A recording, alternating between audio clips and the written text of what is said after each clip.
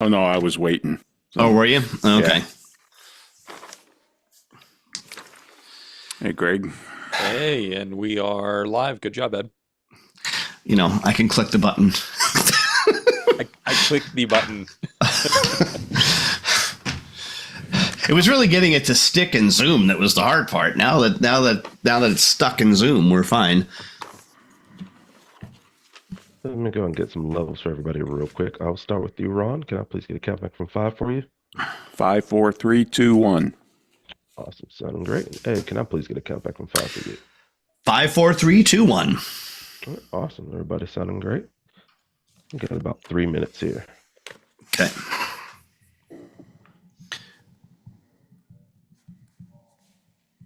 Oh, and you get to open, Ron. Okay, good. Yep. Next week is Pooley. Yep. Shout out Blake. Okay. Balaki.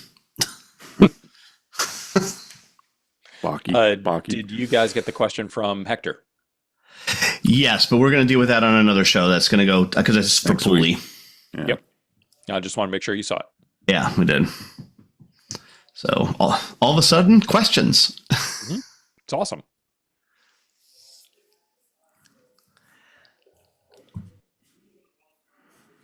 And I got to be ready with my share button on that too. So let me make sure I I've got. was just going to ask you about that, the stupid sound thing. Yeah, I'm gonna actually share right now the first one that we're gonna deal with. So it's loaded and ready.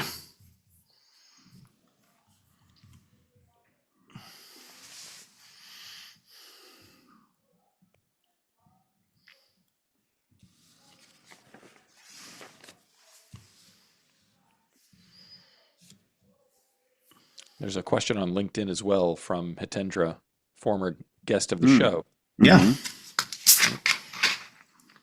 Ah, good job, Ed. You're on it. Yeah. Oh, yeah. Right. That was earlier today. Okay. Yep.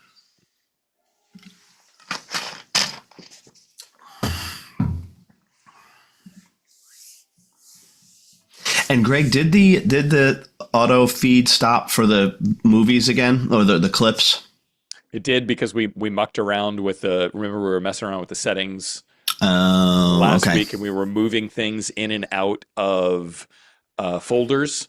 And as we moved them in and out of folders, it lost its schedule, but it's all fixed now. And by the way, now this time I've moved it to Wednesdays as an end date for when shows from the previous week will stop appearing, so that we're sort of we produce on Friday, and then that Wednesday clips will start appearing through the following Wednesday and the Friday in the middle for the next show, so that we always have a little bit of a buffer.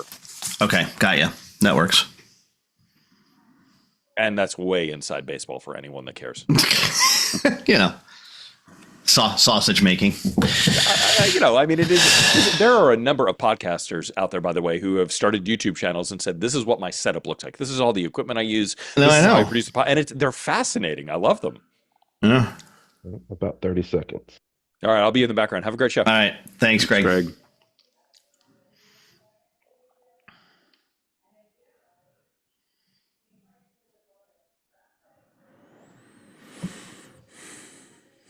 All right, coming up to showtime. Have a great show. Thanks. Going in 5, 4, 3, 2.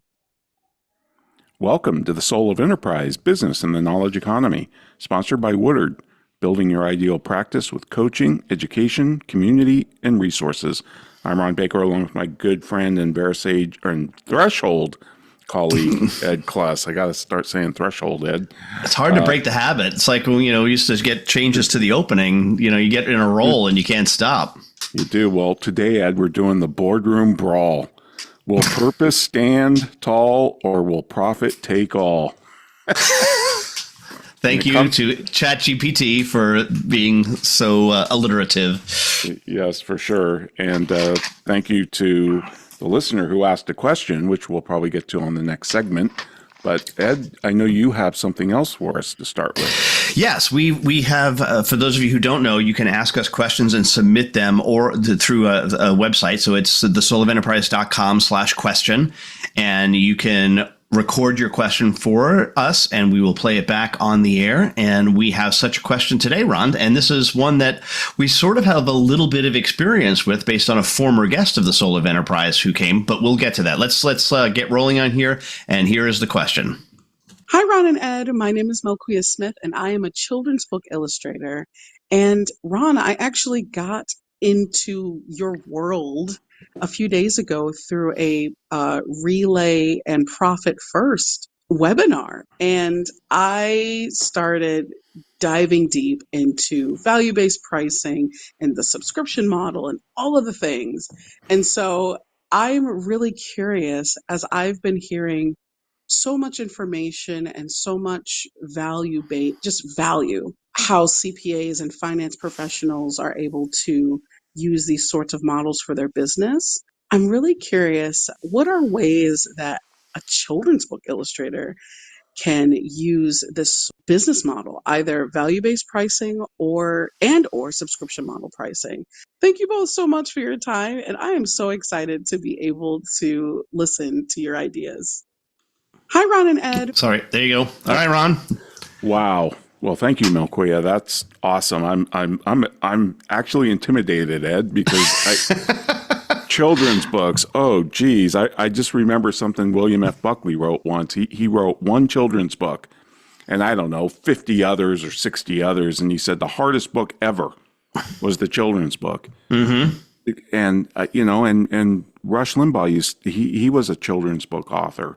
Mm-hmm. He penned 5 or so before he passed away, and he said they were difficult. They're just hard to read. So I'm just in awe of people that either write them or illustrate them. It's incredible. So Melquia, it's a great question. I do think there's value pricing opportunities for illustrators. I did a lot of work in the advertising space, and one of the things I learned was the photographers and illustrators that did things for advertising world were highly paid. I mean, everything was trademarked, copyrighted, and you paid these people big money. Sometimes the photographers were making more than the ad agency.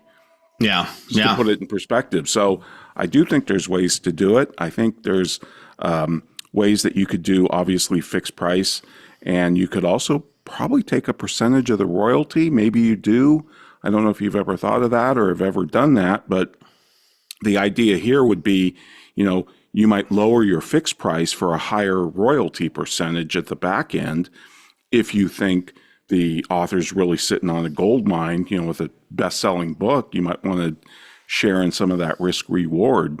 Or you could just go all fixed price for maybe if it was a new publisher or a new author or something like that. But those are some of my thoughts, Ed. And also, I just learned just from looking at Rush's books, he had children characters, but he had a time-traveling horse, which was interesting. And he sold tons of stuffed animals around that. Merch. So what merch is available to you from that? And how do you share that with the author who developed the character, but maybe you came up with the illustration? I'm not sure of all the legal details on that, but those are some other ideas. And the other thing, Ed, was we interviewed Connor Boyack on the show with his Tuttle Twins series. And I know you've read some of those books. And that guy's multiple times because I read them to my kids, and that's that's why children's books are so challenging, because they have to be not only entertaining to the kid, but entertaining enough to the adult to make sure that the adult is willing to keep reading them. Yeah, exactly. And Connor has built an empire. Around the Tuttle Twins, and I know I already emailed McQuee on that and said, listen to this show with Connor, and she did. So, but those were some of my initial thoughts, Ed. Yeah, and I think all solid, Ron. I don't think there's going to be too much. I might just add that if you are doing a value priced engagement, you could, especially following the recommendation of offering 3 options, you may want to consider something like the highest price being absolutely no royalty, and then 2 below it where maybe you get 1% and then 2%, and then you could even have different percentages that you take. And by the way, the 1% and 2% are totally made up. I have absolutely no idea. It might be 10 and 20%. I have no clue as to what that might even be involved from an illustrator standpoint. But yes, certainly merchandise. The other thing too is if you are getting involved in an author that is doing a series such as Connor, and you know that that's going to be the case. Maybe you could offer a subscription and say that, hey, listen, I will be willing to do the illustrations for all of this books in this series over the course of whatever period of time that is, and then allow them to pay you on a subscription basis so that it's not hot and cold with them. So it's not like, okay, well, now I need illustrations for this book. They could just pay you over time. And then that would get your cash flow to be a little bit more regular for that period of time during which you're under contract, so to speak. And then there may even be a permanent contract if this author is that prolific and is wanting to do expand out and do some other things. So I think there are opportunities for both those, for certainly value pricing. And even perhaps subscription with the right author that you're working with. And one other thing just popped into my head, Ed. Remember Brian Kaplan? He wrote a book on immigration, and he wrote a book on building, building more homes or whatever. They're comic books. They're the graphic novel, I guess they call it. Yeah, and I could have sworn I heard him say his illustrator gets a good chunk of the royalties. Like they have a 40-60 split or something. I'm not sure, but if somebody's going to be able to do that, maybe you just team up with them, and maybe not half and half, but something like that as well. Yeah. Lots of different possibilities on that. So, but I really appreciate the question, Melquia, and you. It's really weird to think that somebody, Ron, is going down a rabbit hole of the soul of enterprise, but I really appreciate that, and I'm honored to hear that happens. So. Right. Special editions too, by the way. I think. That's another signed by the illustrator and the author. I mean, that's kind of a big deal. Who's big into that was a couple of bands have done that. 9 Inch Nails, for example, and Radiohead. The Radiohead is one we've talked about on the show previously, where they had the thing where if you had to, their new album only dropped and you could pay nothing for it. They would allow you to pay $0, but you actually had to go into the field and type 0.00. Right. In order to be, and then you could click download, right? But that would be an interesting thing too, to see if you could set up like I think Patreon, not GoFundMe does a lot of these things where you're allowed to pre-sell a certain number of, say, 100 signed copies, and they pay a higher rate where if they're funding. So that's really another way of thinking about it. That's really value priced because you're getting the money a little bit ahead of time too.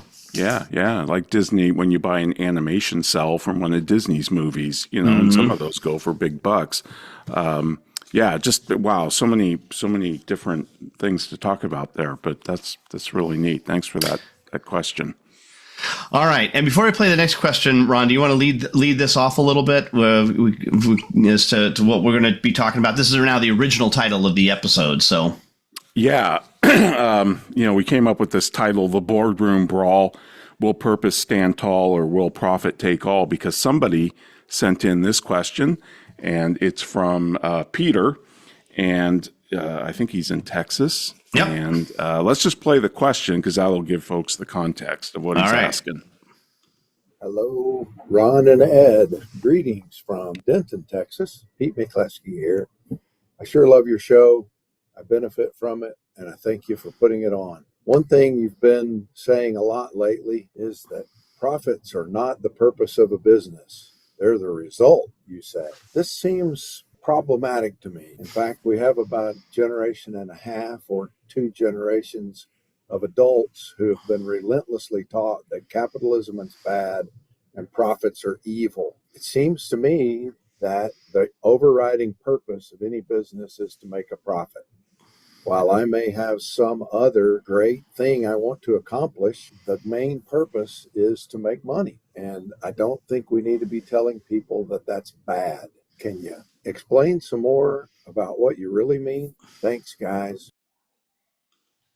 All right, Ron, just a minor little topic.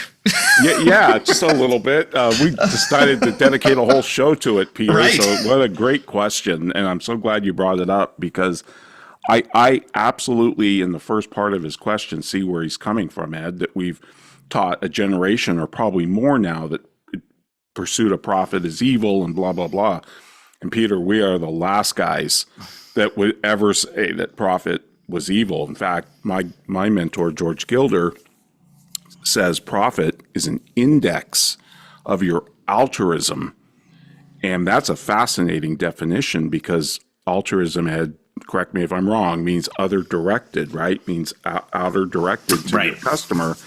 But that's just the point. Peter Drucker said the purpose of a business is to create a customer. Create and keep. Create and keep. And there's a lot of things businesses have to do before they make a profit. And that is how Ed and I define purpose. Mm-hmm. So I'm not sure if we're crossing the streams here with the definition of purpose. So why don't you talk about that one, Ed?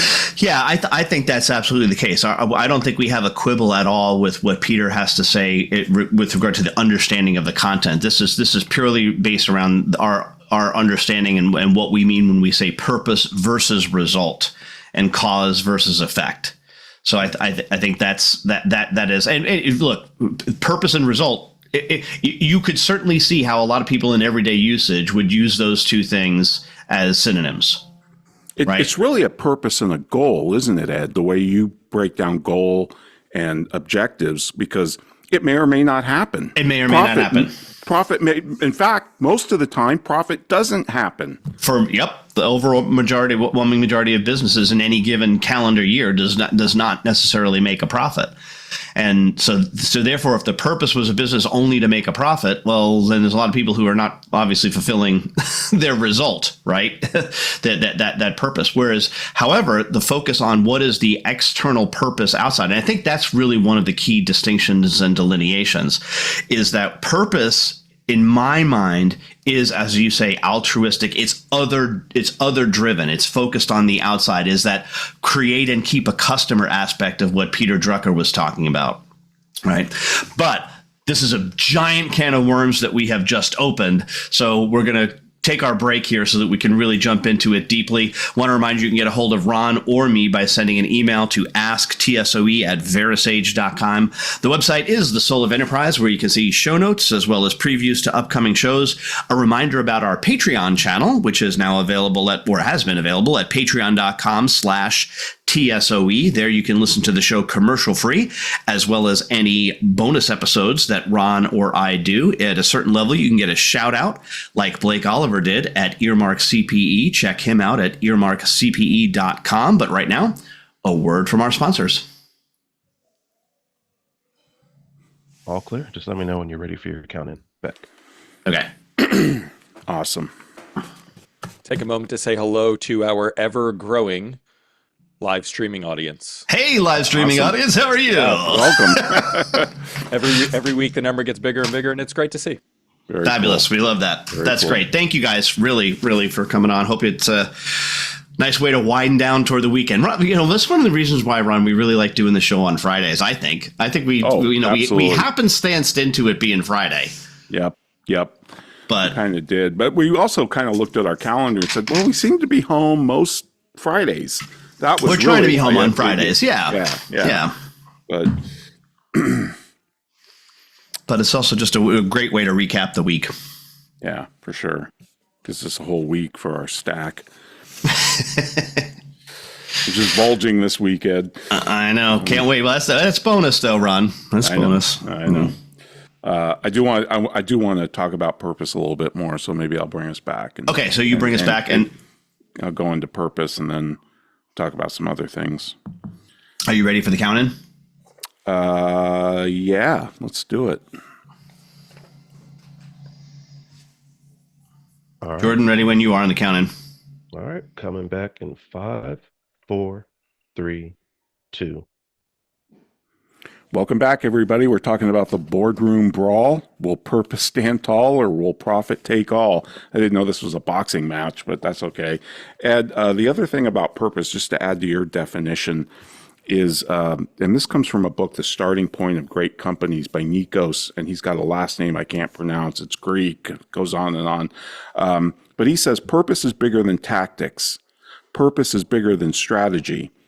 It is a choice to pursue your destiny, the ultimate destination for yourself and the organization you lead. Purpose is your moral DNA. It's what you believe without having to think. I really kind of like that because obviously a company has to have a purpose, right? Cadillac, build great cars, Lexus, whatever, the ultimate driving machine. I mean, there's so much more that goes into a business before you get to that profit. And this is what Peter Drucker called the marketing concept. And if you think about it this way, I think it becomes a little bit clearer what our position is that the purpose of a business, of any organization, is to create results outside of itself. And so the result of a hospital is a cured patient. The result of a school is an educated child. The result of a church is a saved soul, right? Those, whether or not you're selling something or doing a not-for-profit service, the results outside of the organization are what count, not inside. Inside, all we have are costs and efforts and activities. In fact, Peter Drucker was the guy who coined the term profit center. And he did that around 1945, by the way. And he wrote years later, I'm ashamed of it, because inside a business, there are no profit centers. There's only cost centers and effort centers. The only profit is a customer's check that doesn't bounce. And when you think about it that way, you realize that profit is a result. It can't be the purpose of the business. The purpose of the business is to create the customer, keep the customer, and deliver constant value to the customer. So just wanted to clarify that too. No, I think that's the case as well. And again, we're more focused on what the definition of purpose is versus any quibble what we have with Peter and what the concept is. I think when you look at it that way, and then you say, okay, if he's accepting now of our conversation with regard to purpose that it precedes profit, then profit, and this is where we loop in George Gilder, becomes the index of how well you are focused on that purpose. Because if everything else inside the business is just a cost center or efforts or wherever you want to call it, then what you have to look at is the differential between these two and say, okay, I am creating some kind of value externally to me. I am able to capture that through some percentage of that through my price. And since my price now is, I am able to justify my cost expenditure because my price is good, I then earn a profit. And then therefore my profit is now indicating as a governor, how well am I taking care of that external customer compared to with the resources I need to put in. And really, where organizations are not able to do that, it's an indicator, hey, maybe you've got to change or go out of business. Mm-hmm. Yeah, absolutely. Because value is subjective and customers can change their mind. And that can happen as fast as you can change your mind. Well, and I want to loop something in, and Greg Tarico, who does our social media and stuff, we've had this conversation, and I think this is directly on point with this, is we were talking about Southwest Airlines, right? Mm-hmm. And how has Southwest Airlines really lost its purpose, and if so, why and how? And Greg, when it went through, when we were talking about this, it was talking about the baggage, right? They're now charging for the bags, and bags don't fly free, even though at every airport that's one of the big, there's still big advertising as bags fly free. But Greg went and looked up their purpose. I mean, I'm sure it's on their website is where he pulled it off. And one of the things that is in their purpose statement is low cost, low price, right? Yeah. And that's no longer a differentiator because all of the other airlines have now also competed on price in the markets that Southwest serves. Mm-hmm. Mm-hmm. Yeah, I think they've got a Starbucks problem, and it's only going to get worse unless they change or do something, Yeah, because they can't compete on price anymore, per se. Right. And as evidenced by the fact that they are now charging for baggages. Yeah. I mean, to me, that would be a direct violation of their purpose, which is to say we're going to compete on low cost. and their competitive advantage. And, right. Well, what was their competitive advantage, which again no longer exists, not because of Spirit, but just because of dynamic pricing in the airlines. Like, I fly out of Dallas. I'm tied to American, but and Southwest goes a lot of the same places. And every time I've checked, the Southwest price and the American price are pretty much the same. Yeah. Right.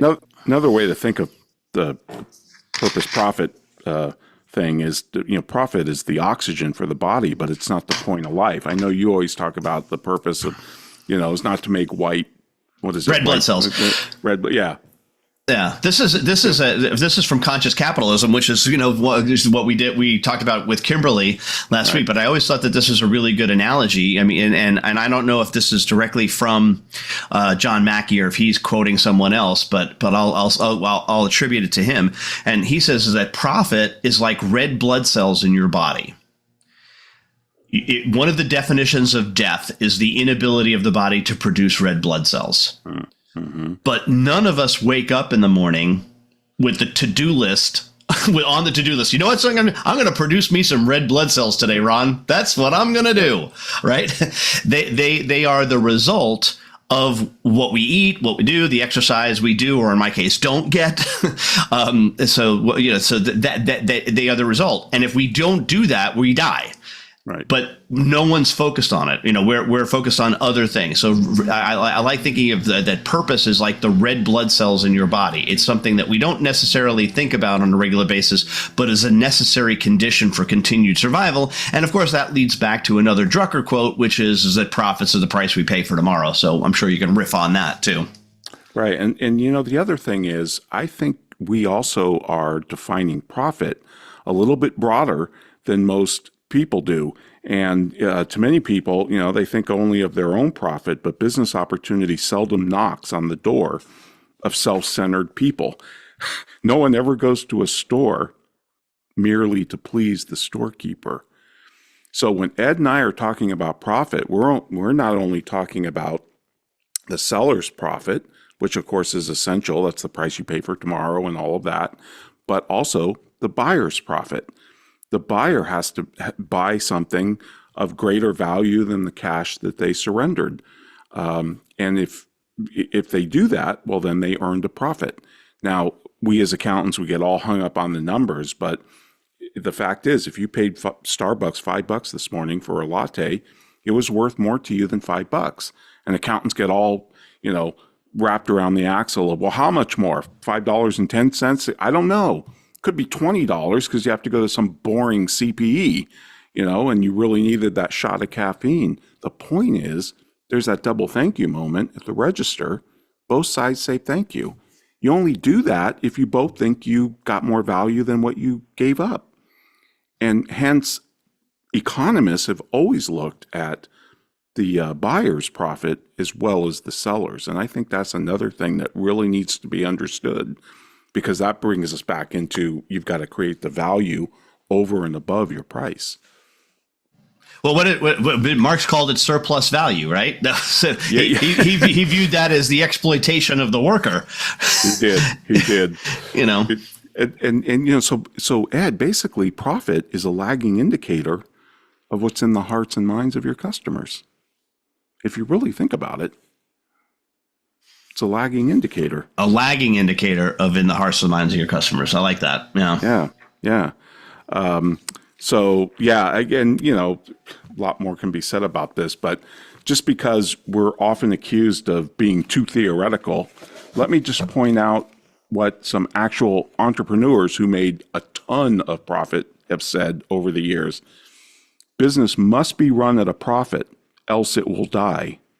But when anyone tries to run a business solely for profit, then also the business must die, for it no longer has a reason for existence. Henry Ford. Why are we here? I think many people assume, wrongly, that a company exists solely to make money. We have to go deeper and find the real reasons for our being. As we investigate this, we inevitably come to the conclusion that a group of people get together and exist as an institution that we call a company so that they are able to accomplish something collectively that they could not accomplish separately. They make a contribution to society, a phrase which sounds trite but is fundamental. David Packard, of Hewlett-Packard fame, there is only one boss, the customer, and he can fire everybody in the company from the chairman on down simply by spending his money somewhere else. Sam Walton. There is never a good sale for Neiman Marcus unless it's a good buy for the customer. Herbert Marcus, who was giving advice to his son Stanley Marcus in 1926. Those are four massive entrepreneurs who ran very successful and very profitable businesses, and all agreed, and I've got more quotes, that no, the focus can't just be on the profit. That's the result.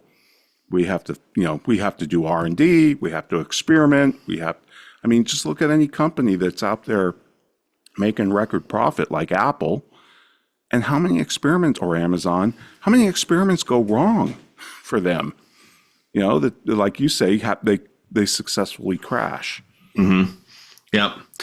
Yeah, I think an organization that is totally focused on the bottom line, as looking at what are we doing from a profit statement. So if its head is focused on the financial statement, it's got its ass toward the customer. Yeah, and Ed, if you're only focused on profit, how are you going to inspire anybody to come work for you? It'd be like Martin Luther King on the steps of the Lincoln Memorial. I have quarterly objectives. It's just not going to inspire anybody. I have a plan. I have a plan. Here's my 16-point plan. Let me take this out for you. Yeah, no, and I agree, and I think that is a good way. And when we come back, I want to talk a little bit how this relates to a model that I've used for years. We've talked about it previous on the show, but it's been a while, and that is the 7S model, and why I think that's so important. But folks, we're up against our break. Want to remind our listeners you can get a hold of Ron or me by sending an email to asktsoe@verisage.com.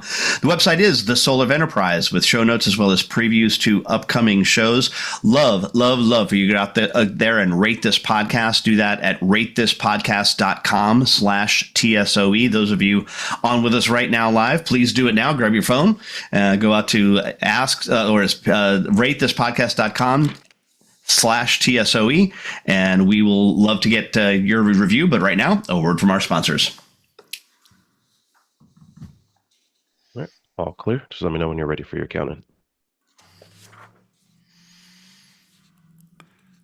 Awesome. All right, you're going to go to 7S, and I want to go to something else. I want to go to the J&J Credo. Oh, good.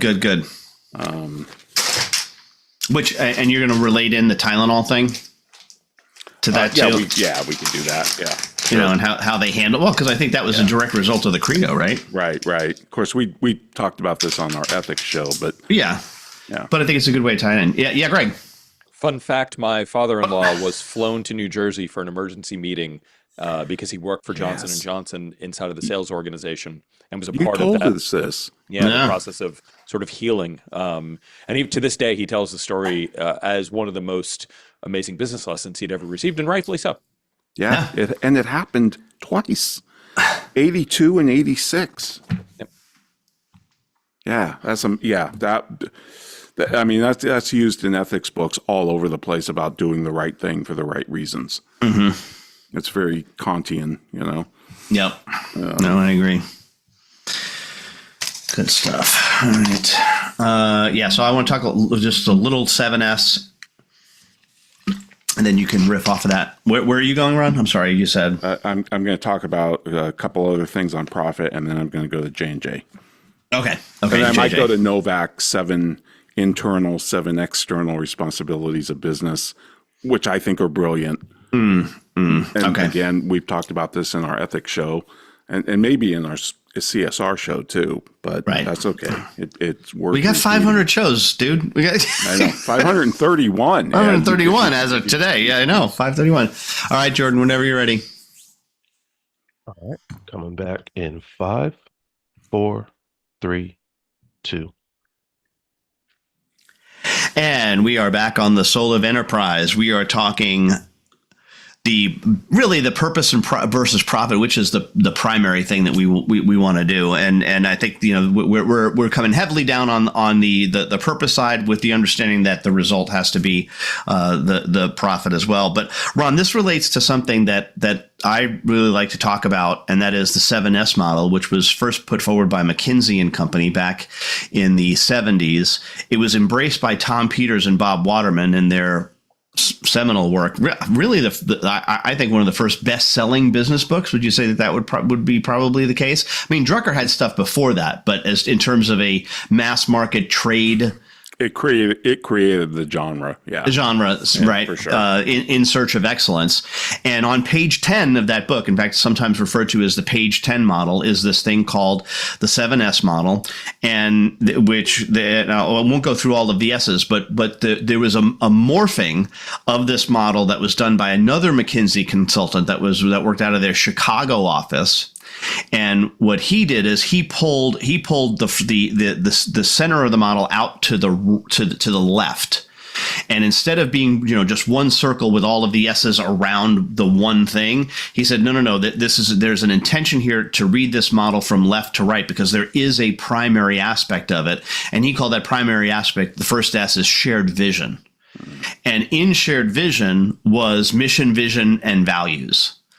Those were the things that compose this notion of shared vision. Now, interestingly enough, the only place that I've seen this attributed to is from the consultant out of the Chicago office who went on to found Great Plains Software, or he wasn't a founder, he was an early owner. And two-time governor of North Dakota, now Doug Burgum, who is now the Secretary of the Interior. So I'm very curious, and I would love that. Maybe we'll try to reach out to formerly Governor Doug, now Secretary Doug. I just can't get over calling him Secretary Doug. But to see if maybe that's something he's bringing to the Interior Department, right? Is he looking at it from a 7S model perspective? And I'd be real curious if that's something that he's brought back to bear, because it is a wonderful model. It's the best model. It's my go-to model. There may be others out there that really sums up the overarching view of a business. To me, it just does a great job with that. And that's how I tie it into this purpose versus profit, is to say, hey, shared vision is the thing that we've got to get right first. That even precedes strategy. Strategy precedes the people that we have inside the organization, and then on all of the rest of the stuff. So right. And just another way of saying, right, or thinking about how much has to be done to lead to profit, to get a customer, to keep a customer, to keep producing that value sustainably through time. When you got competition and market forces and regulatory changes and all this other stuff going on. Another definition I love, Ed, was from United States Representative Samuel Barrett Pentongill. I'm not sure what state he was from, but he said this: the successful producer of an article sells it for more than it costs him to make, and that's his profit. But the customer buys it only because it's worth more to her than she pays for it, and that's her profit. No one can long make a profit producing anything unless the customer makes a profit using it. Just another way of saying the customer has to make a profit too. And we need to focus on that first to make sure that the profit is the result. And then Stanley Marcus said this: you're not really in business to make a profit, but you're in business to render a service that is so good, people are willing to pay a profit in recognition of what you're doing for them.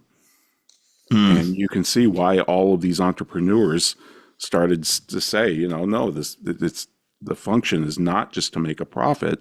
There's got to be a purpose bigger than that. What was it? The dollars are certificates of appreciation. Is that Rabbi Lappin? No, it's Walter Williams. Walter Williams. Okay. Walter Williams. Yeah. Right. Every time you just think of dollars as little applauses, from your customer, and it's so true. Right. When you think of that, you and this is where I think accountants fall down. We talk about profit. We only think of the seller. We never talk about the buyer.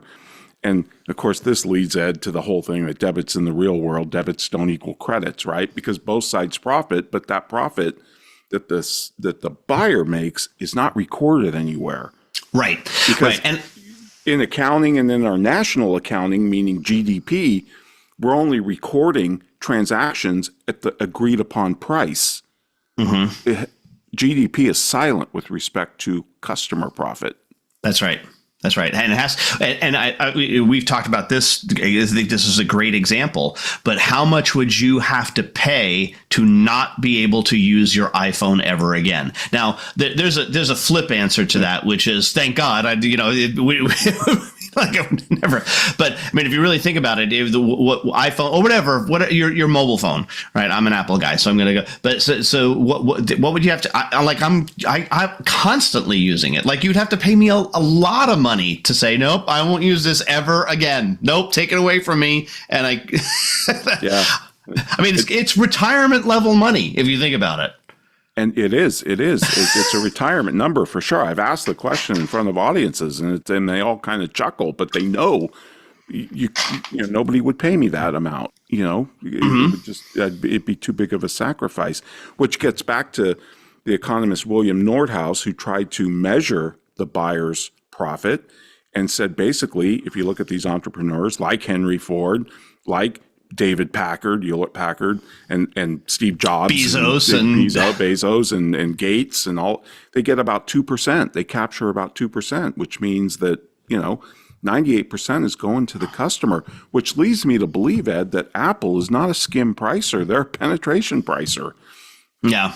If you look at by that definition, right, by the value that you're getting from Apple. So it's a very interesting thing. And then, of course, I want to talk about the Johnson & Johnson credo, which the founder of Johnson & Johnson, R.W. Johnson, he wrote in 1943. It's carved in stone in the company's New Brunswick, New Jersey headquarters, and you can actually get a picture of it online. It's really cool how they carved it in stone. But the credo lays out 5 responsibilities, and I find this fascinating. They said, our first responsibility is to the doctors, nurses, hospitals, mothers, and all others who use our products, so the customers. Our second responsibility is to the people who work with us in the factories, the men and women we employ. Our third responsibility is to our management, our executive team, and all of that. Our fourth responsibility is to the communities in which we live. We have to make sure we're good citizens, we support good works and charity, and we pay our fair share of taxes. Our fifth and last responsibility is to our stockholders. Reserves must be created, research must be carried on, new plants must be built, new products launched, new sales plans, we must experiment with new ideas. When these things have been done, the stockholders should receive a fair return. We are determined, with the help of God's grace, to fulfill these obligations to the best of our ability. And when you now, this credo was somehow put in front of Milton Friedman. And they said, look, you say the only responsibility of a business is to increase its profits. What do you say to this? The shareholders come last. And he said, no, they don't. He said, this is just another way of saying what I'm saying. You've got to do all these things. Of course, we have to take care of our customers. Of course, we have to take care of the people who work for us. Of course, we have to be good citizens. We're talking about profit in an ethical, legal manner. If, after all, Ed, if we just wanted to make profit, let's start a meth lab. Well, we're going to go full on Walter White. We're going to go Breaking Bad. Are you Walter or Jesse in this arrangement, Ron? I don't know. I don't care, because it's a heck of a lot easier than what we're doing. But yeah, the profit is the result of taking care of all of those stakeholders, and there's trade-offs to be made. Of course, the customers want lower prices, the employees want higher wages. How do you make those trade-offs? The profit and loss system, the price system makes those trade-offs. And the profit is the discipline. I forget who said it, but who said that capitalism is a profit and loss system? That was Milton Friedman. He said, and both are critical because they both send signals about how resources should be allocated. But capitalism without loss would be like religion without a hell. Yeah, it's got to be allowed to happen, which is why we're so adamant about not messing around with the price system in any capacity, because it creates more noise for that signal. That's the problem with tariffs. That's the problem with minimum laws, wage, minimum subsidies, wage, rent control. You go down a long list. Yeah, all of those things are disturbing that signal that price is.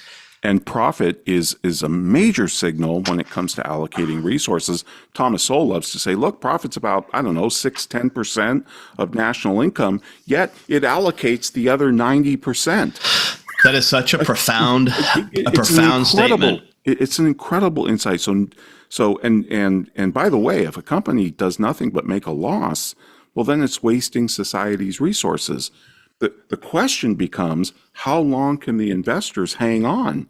And when you look at companies like Tesla or Uber or Amazon, they hung on for quite a long time before I'm not even sure Uber's ever really turned a profit for a whole year. Mm-hmm. But it's a real interesting signal out there. Profit. Right, and it should be those investors that decide, not some government that says this company is too big to fail. We got to prop them up. We got to bail them out. We got to do all of these things. Because we were equally adamant about the fact that we shouldn't be bailing out banks back in 2008. Right. It just does not make any sense for governments to pick those winners and losers or subsidize even the losers. And one more thing, Ed, just because we brought up the J&J credo, this needs to be said too. When Tylenol, which is a J&J product, had their, the tampering and with the cyanide, and somebody died in Chicago, and I think it happened in Atlanta. It happened twice, Tylenol poisonings in 82 and 86. It cost the company $140 million in extraordinary write-offs, meaning, unusual, probably not going to recur. And, they handled it by looking at this credo. Their first responsibility was to their customers. They withdrew every bottle off the shelf across the entire country, even though there was no evidence that any other bottle had been tampered with outside of Chicago. And I think it was Atlanta. I can't remember, but, they did the right thing, and they did it for the right reasons. They jumped ahead, and everybody said that brand's dead. They're going to have to rebrand it. Tylenol barely lost a blip, because they came right out there, were fully transparent. The CEO apologized. He said, we're pulling every bottle. We're retooling our manufacturing plants to put, the better seals on the bottles and all of that. The brand didn't lose a blip of market share, which is incredible. You would think that would take out any brand, like an airplane crashing for an airline. Yep. Well done. It's still the textbook. And it's amazing to me how many people, despite that example, do not follow it. Yes, agreed. All right. Well, Ed, unfortunately, we're up against our next break. And folks, I'd like to remind you, if you want to contact me or Ed, send us an email to asktsoe@verisage.com. And do check out our Patreon channel. As Ed mentioned, you can do that at patreon.com/TSOE. And now a word from our sponsors and Woodard. All clear. Let me know when you're ready for your counting. Awesome. Okay.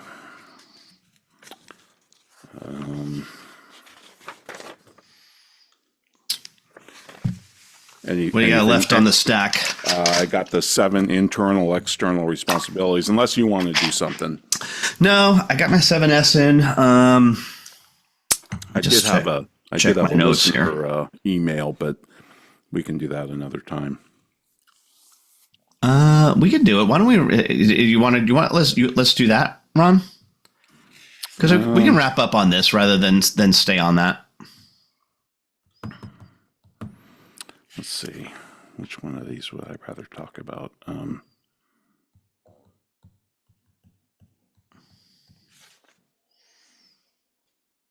Because I think this would be good to clear some of this stuff out rather than have to worry about it in the future.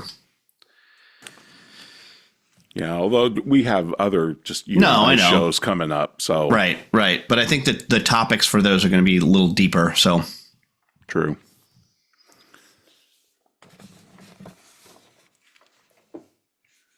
Okay, well, I can go through this because I only just want to make a comment about a couple of these things. So I'll do this real quick, and then I'll go to Well, I'll comment. Let's see where we are after this. You ready for the count-in?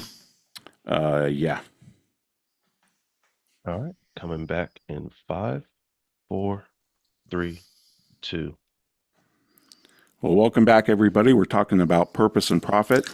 And Ed, there was just one more thing I wanted to bring up, and this comes out of Michael Novak's book. And I just love Michael Novak. He wrote a book called Business as a Calling.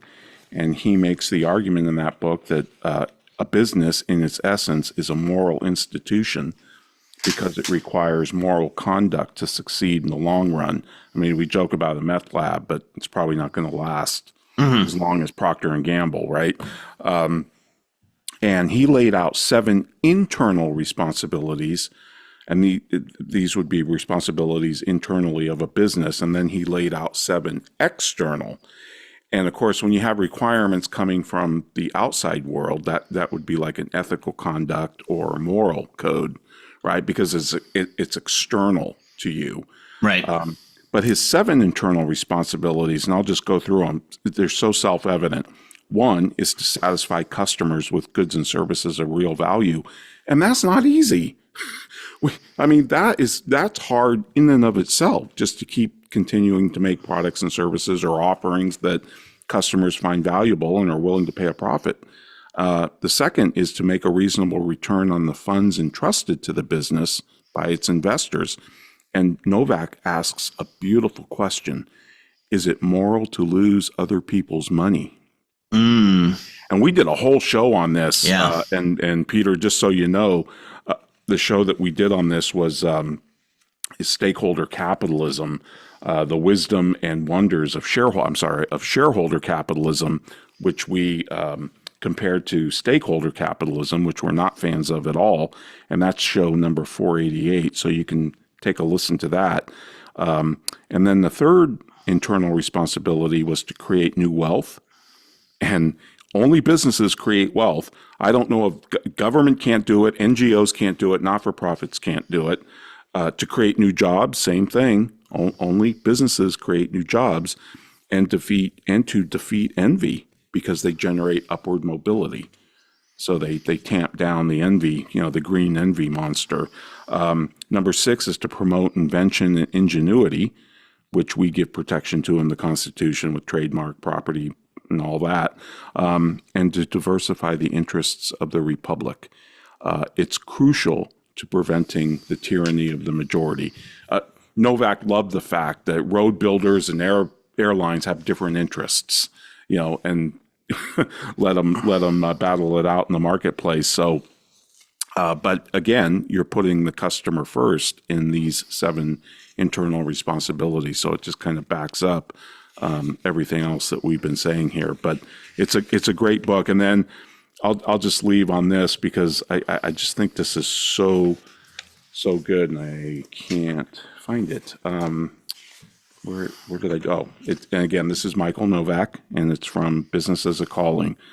Life is not worth living if we exercise our profession only for the sake of material success, and do not find in our calling an inner necessity and a meaning which transcends the mere earning of money, a meaning which gives our life dignity and strength. I love that. Not to say profit's bad. And Peter, I totally agree with you. We have taught generations of kids that profit is a dirty word, and I resent that.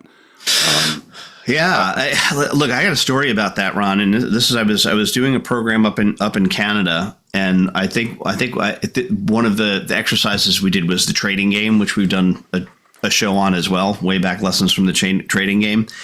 And it was a woman came up to me after this and said, "I'm so glad that I learned this lesson today." She said, because my mother always told me that money was the root of all evil.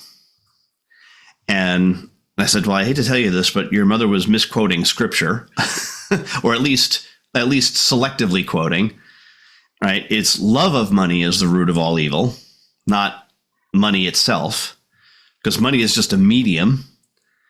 And you got to consider in the ancient world what money was. It was material things. It was gold. Mm-hmm. silver. It was coinage. It wasn't Federal Reserve notes like we have today, right? So it was materialism. So it was really the materialist fallacy, saying that you're putting things before people. Yep. Right. And this is this is why people before things is the point here, and purpose has to do with the people that you serve. Right. As a result of that, you may get material things, but your purpose, and then another way of thinking of this is that the purpose is people driven. The result may be material driven. Right. So, yeah. So, Peter, we hope that helps. At least clarify. Or maybe you're just our more position. Confused. It's very possible that you're more. I hope not. But if so, let us know. You can drop us another email, or you can leave us another comment. We'd love to hear your feedback on this show. And I've had this email that I got from Marie. I'm not going to say her last name because she didn't give me permission, or I never asked her for permission. But she said, "Dear Mr. Baker," that always, yeah, because it's like, no, my dad is Mr. Baker. I'm just Ron, please. She said, "I hope this note finds you well. I wanted to take a moment to express my deep gratitude for the invaluable insights and knowledge I've gained from your books and YouTube programs on value-based and subscription pricing. I'm currently reading Time's Up, and though I'm not yet finished, I've already been able to apply many of its teachings to my business. The clarity and guidance your work has provided me with has been instrumental in transforming my business model. In fact, I'm in the midst of working with a client to beta test subscription pricing, largely due to the inspiration I've drawn from your content. Sometimes the true impact of one's work may not always be immediately evident or openly recognized. I wanted to ensure you know that your dedication to the subject has made a significant difference in my professional journey. Your ability to distill complex concepts into actionable strategies is a true gift, and I'm deeply appreciative. Thank you, Mr. Baker, for the clarity, guidance, and inspiration. Your work has not only broadened my understanding, but has empowered me to take bold steps forward in my business." And then she says, "Oh, P.S. I'm just now listening to your podcast. You and your partner are truly engaging. Thank you." Well, there you go. And thank you for that, Marie. And we let Pete know. We haven't talked about it all that much, Ron, but we're contact us. We're our new entity, Threshold. You can be available at thresholdnow.com. We have to put together a commercial for that. We really do. Yes, we do. Thresholdnow.com and /join if you want to jump in at the free level. One of the things you get there is the audio chapter summaries of Ron's book. But anyone out there who wants to work more directly with us, we are now open to that. So take a look at thresholdnow.com/join and let's have a conversation. This has been fun, Ron. This is a fun show. I really want to thank Peter again for his great question, for spurring this, and for the inspiration to say, yeah, this is something we should do a deeper dive on, because it's an important aspect. And it's amazing to me how few people cannot wrap their mind around it, especially that example you gave from William Nordhaus. I have used that argument multiple times, and I can tell you that no one comes back at that argument. They just go back to their repeating their own mantras. No one has ever even attempted to refute it. Yep. They'll just repeat something they say earlier. They're just like and when you ask them, how much would I have to pay you to give up your iPhone for the rest of your life, then it might hit home, but maybe not even then. Well, because a lot of people are like, oh, you'll pay me to take it away from me now. I never want to see it again. Oh, really? I mean, yeah, that's the snide thing. But people that say, oh, the dollar's only worth 10 cents. Well, good. I'll give you 10 cents on the dollar for everything in your portfolio. Sure. Send it to me right now, now. Let's get it done. All right, Ron, what we got next week? Next week, Ed, we're going to have back author Gail Pooley of our book of, what was it, 2022 or 3? I can't remember. Superabundance, which was our book of the year, but Gail Pooley wrote that book along with Marion Tupy, and he's coming back for the second time. So, yeah. Or is it so if you have any questions on that, I think it's the third time. Well, we've had Marion and we've had Gail. So, but we're looking forward to that. It's the second interview with Gail Pooley. But please, if you've got questions about this or pushback on it, go out to thesoulofenterprise.com/question and leave a question, and we will happily play that for Gail next week.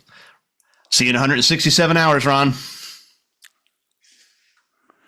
This has been the Soul of Enterprise, Business in the Knowledge Economy, sponsored by Woodard, building your ideal practice with coaching, education, community, and resources.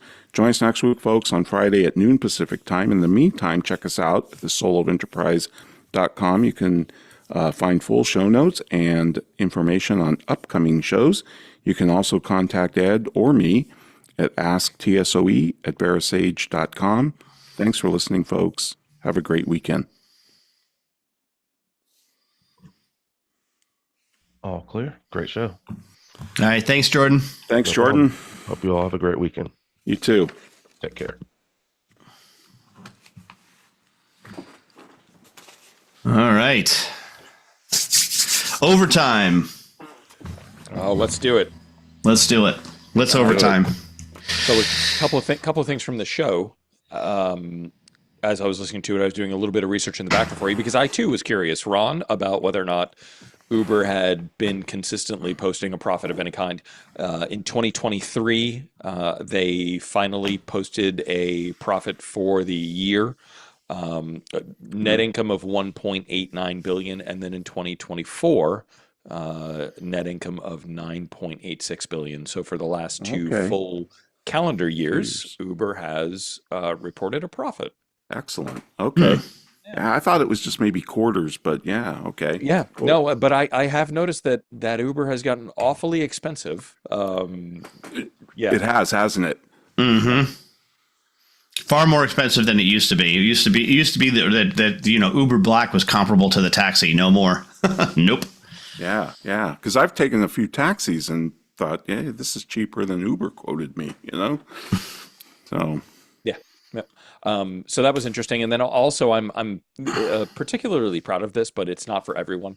The hero image in place for currently the show preview and what will be the show notes come Monday is taken from a music video that you can find on YouTube.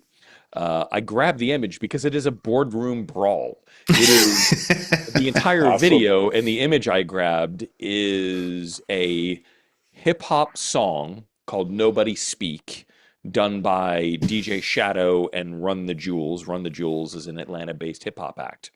When they recorded this video, they set up it's not really a boardroom. It feels more like the United Nations. You have a bunch of mostly old white men in suits, right? Because it fits the scene. And then they don't speak to each other. They say the lyrics to each other, and the lyrics are not for everyone. The lyrics are dirty, they're disgusting, they're antagonistic. But the way that the actors in the video play it is they eventually get into a fight, and they jump over the desks and they begin brawling with each other using, at one point, the American flag, because they've got all the room is draped by flags, to practically stab someone in the chest. Like, it is a really well acted music video, but it is, again, a little harsh on the lyrics for those with either children in the room or those that just simply don't want to do it. Yeah. great. I can't wait to listen. Yeah. That's awesome. That's awesome. Yeah, so good. And no need to talk about this, but thank you for bringing up the Southwest Air example today in the show. I just, it's the end of an era for me, which is, I think I more lament the old Southwest than I do what they're becoming. But, Ed, as you and I discussed via email with Ron, what they're becoming is maybe a matter of necessity. I don't feel great about that, right? That they're you zig when your competitors zag, or there's so many different ways to say that, right? Mm-hmm. And I don't feel like Southwest is doing that. I feel like they are succumbing to the standard, which is no fun and boring, and it's a race to the bottom. Yeah, I think Kelleher would be spinning in his grave. Related to that, companies that some people admire them. I don't know that we need to necessarily ascribe that of your audience, but Apple, right? There's a more and more consistent drumbeat now in the financial press around Apple and their opportunities for growth, and whether or not they are, at this point, not really a tech stock anymore and just a mature organization who's going to eke out about a 2% growth year over year. And as a result of that, the conversation has now started about their PE and whether or not the stock is overvalued. It's been very interesting to watch the tides turn on what the financial markets think about Apple's performance. 2% growth year over year. And for an organization that big, that's impressive, but not compared to Google, Microsoft, Nvidia. Apple appears to be the mature, boring company now, right? You look at the iPhone year over year and you're like, okay, it's a piece of glass, does some stuff. That's Got cool. a better camera.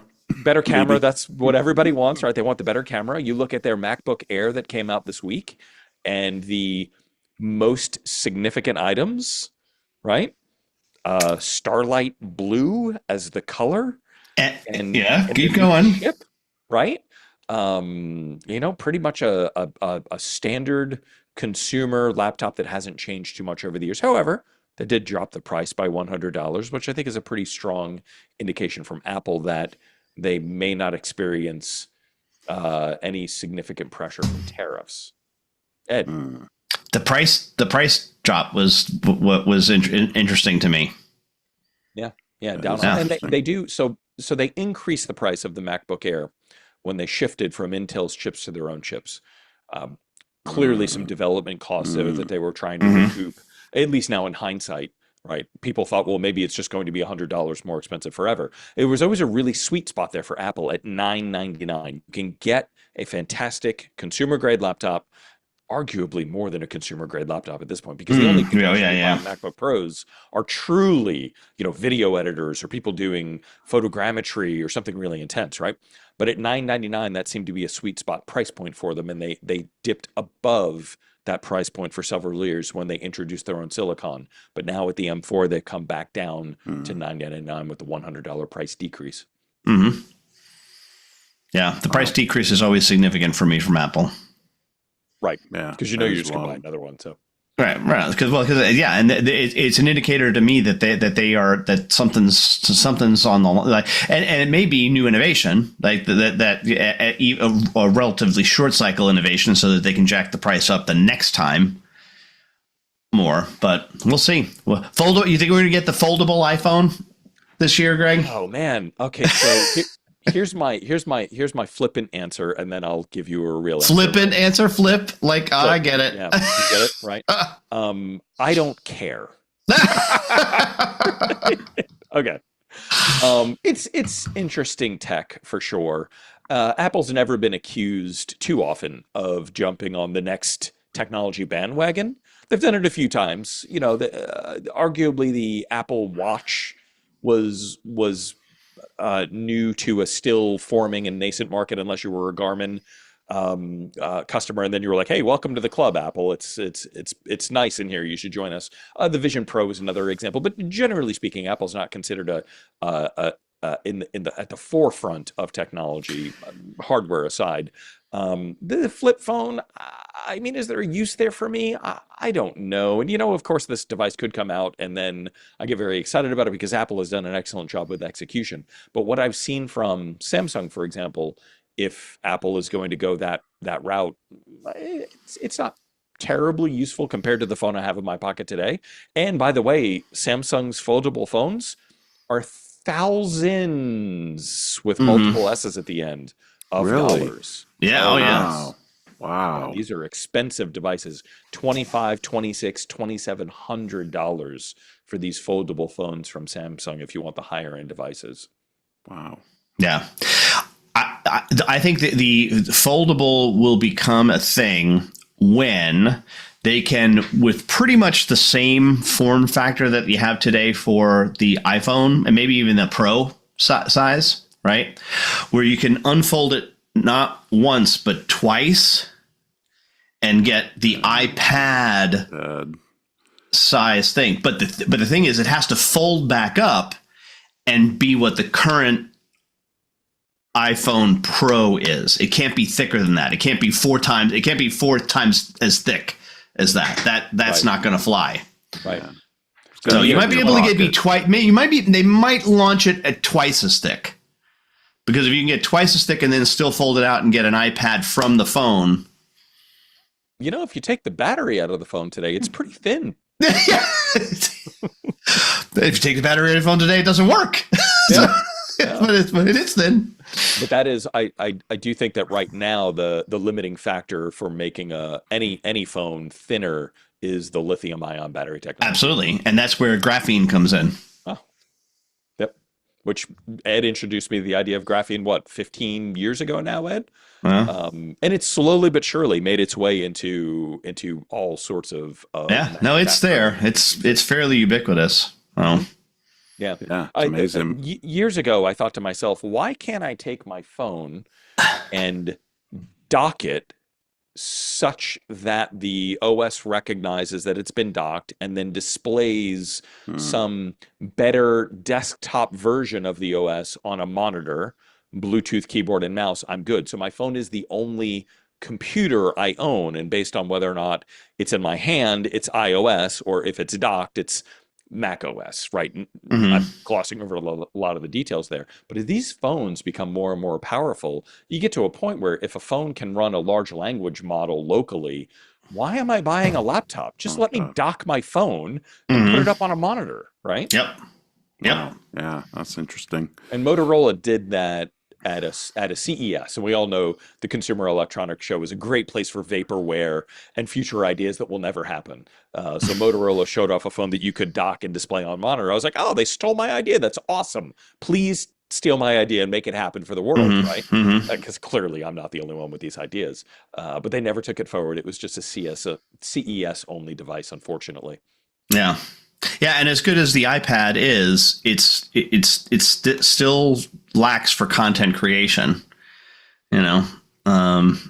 And I guess it's also display that you can't. As far as I know, Greg, you can't like simultaneously display on more than one screen from your iPad, even.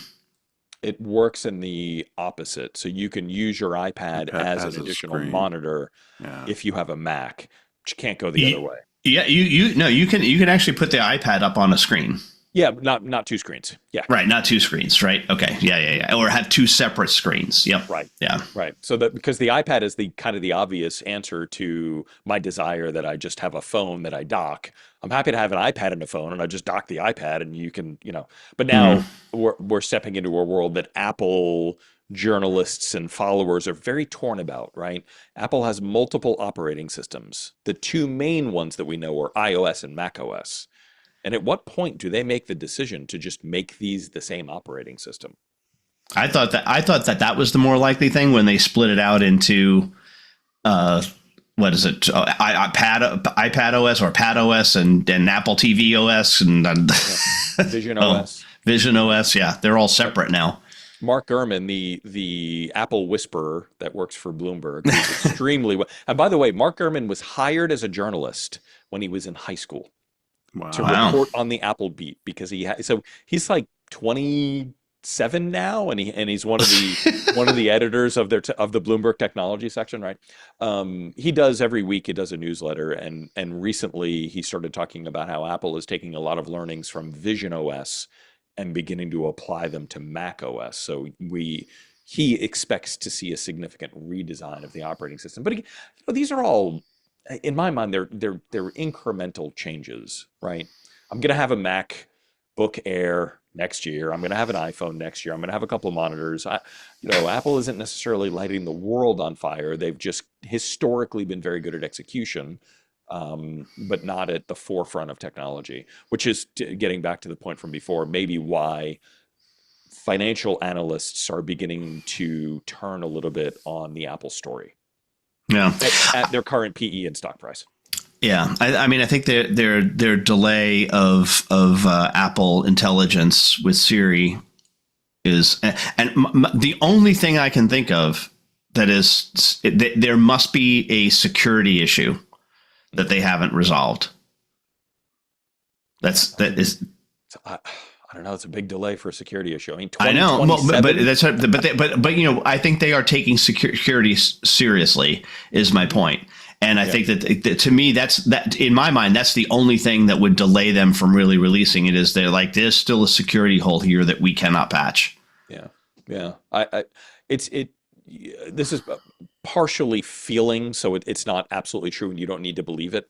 But a lot of people feel like Apple is the only technology company they would quote unquote trust with their data, Mm-hmm. right?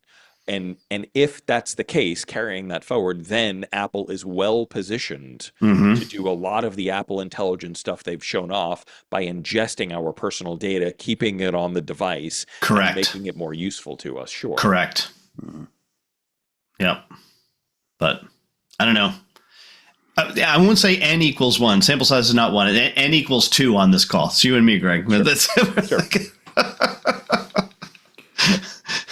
So, Greg, your comment from last week about OpenAI moving upscale, going to $20K a month subscription. I've used that now all week talking to people. It's blown their mind because, you know, the obvious thing it makes you think about is, well, we're not just automating tasks, we're taking out employees. Boy, this intern got expensive fast. Yeah. Is that 20K? Was that just a number that they threw out hypothetically, or was it a number that they think it's going to be priced at? With OpenAI, they don't, in my experience, they don't talk too much in hypothetical. And they also don't really pre-release a lot of information. So it's very likely to be the price that they charge, although they have proven to us that they are terrible pricers. True.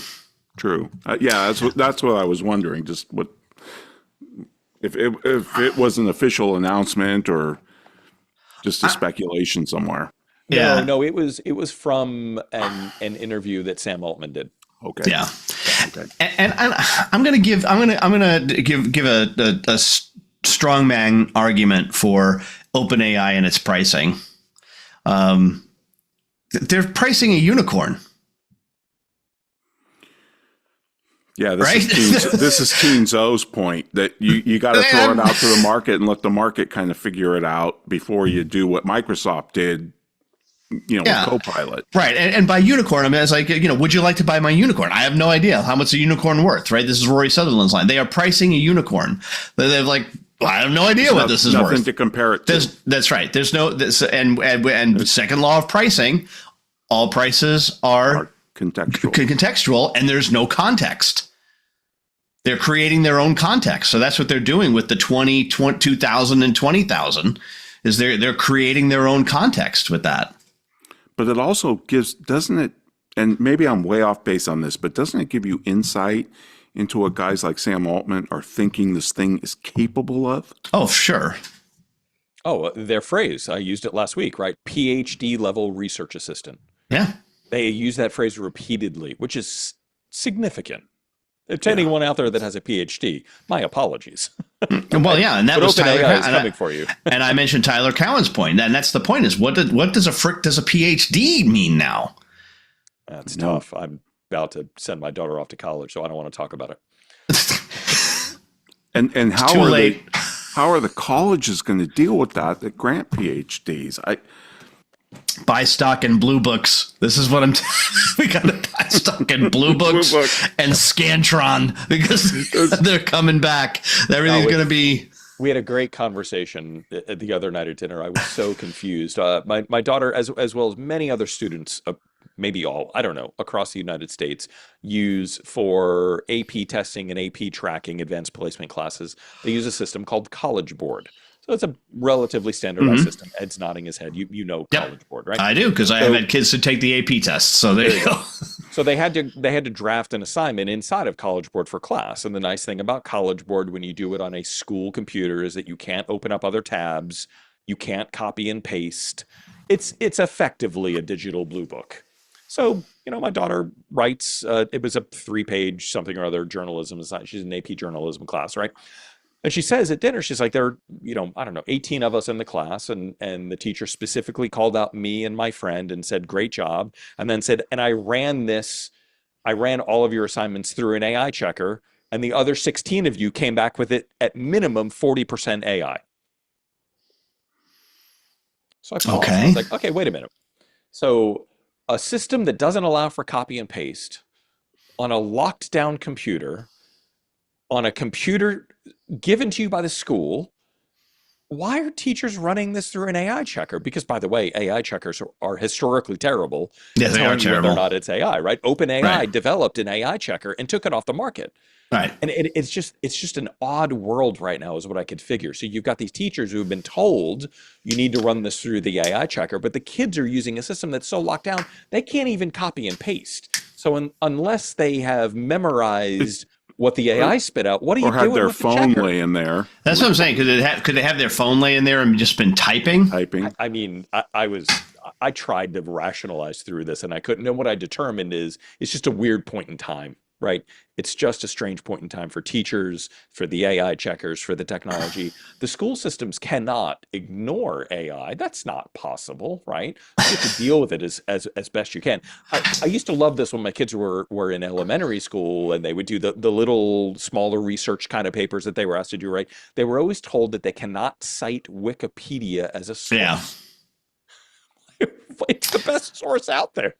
Yeah. So yeah. what about citing the sources that Wikipedia cites, which is the Right. easy gimme putt? So I'm still going to use Wikipedia, but I'm just going to click on That's what I the told my source. kids. Go down to the bottom of the page, Bottom of the screen, find the yeah. source, and quote Yeah, that. find the source, and then exactly. Then go back to the original quote as a piece of cake. Well, so you want to know that this is a story. So my son's girlfriend is at Duke. Okay, I think I've told this before. She's 1580 on her SAT. Okay.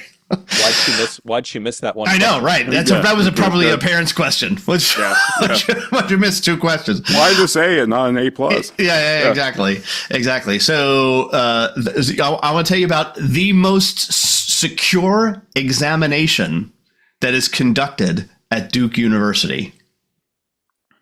Ready? And that is the exam that the undergrads have to take in order to camp out at Shashevskyville for the Duke North Carolina game. They have to take a test in order to camp out. Like, because there's only spots for 100 people in camping, so they can organize in teams of 10.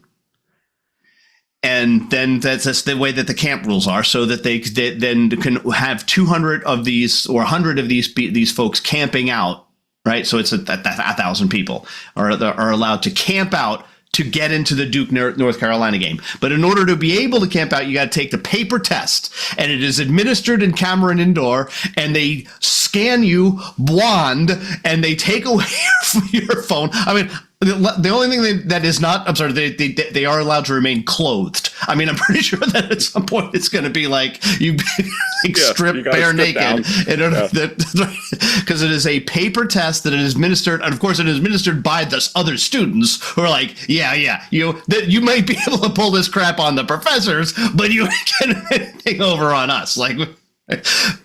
Because what the hell's the test about? Oh, so one of the questions on my son's girlfriend's was, what color was the dress of the prom date of this Duke player for his senior prom? Like, what color was the dresses? Because you Oh my God! Because they're supposed to have gone through and studied particular players, right? So each of the people on the team, the 10 team, they're assigned a different player on the team that they have to go to their Instagram and study their Instagram posts and study, and then they're also supposed to study statistics. So how many points did Cooper Flagg get in the Virginia Tech game? And those are the questions that are on this test. So anyway, they finished 118th or something, which is pretty good for a group of 10 freshman girls. But yeah, so that's the most secure test on Duke campus. I'm pretty sure we should ask Munger about that. We get Wow, that reminds me of that movie Diner. It's one of the guys is marrying a gal, and the only way he'll marry her is if she passes a football test that he gives her. He's asking her questions before the team moved to so-and-so. They played where and what color was their uniform, and just all these detailed questions. It was hysterical. But wow, that's amazing. Yep.